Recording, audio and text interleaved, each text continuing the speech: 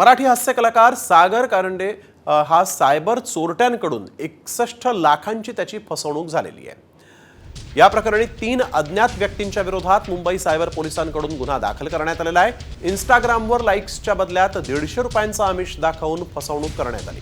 विश्वास संपादन करण्यासाठी म्हणून आरोपींना कारंडेंच्या खात्यात 22,000 रुपये देखील पाठवले असल्याची माहिती समोर आलेली आहे। त्यानंतर टप्प्याटप्प्याने पैसे उकळून अभिनेत्याची फसवणूक करण्यात आली।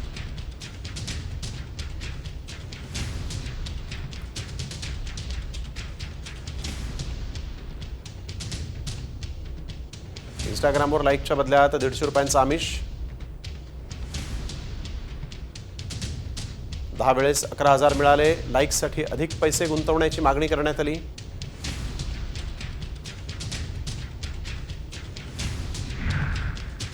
दरम्यान तो सागर कारंडे मी नाही असं स्पष्टीकरण अभिनेता सागर कारंडेने दिलं। 61 लाख माझ्याकडे कसे असतील, मी या बाकीच्या गोष्टी कशाला केल्या असत्या, मी नाटक प्रोड्यूस केलं असतं, मुंबईला गेल्यानंतर या सगळ्याचा तपास करणार आहे असं स्पष्टीकरण सागरनं दिलेलं आहे।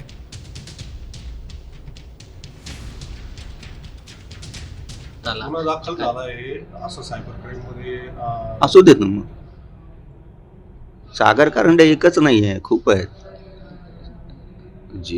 जीमेलवर तुम्ही सर्च केलं तर खूप दिसतील तुम्हाला। माध्यमांमधून तुमचं नावाचा उल्लेख आहे, तुमची 61 लाख। मग जाऊ दे ना, त्यांचं काम आहे, ते करतात, ते मरू दे ना, आपण कशाला लक्ष द्यायचं।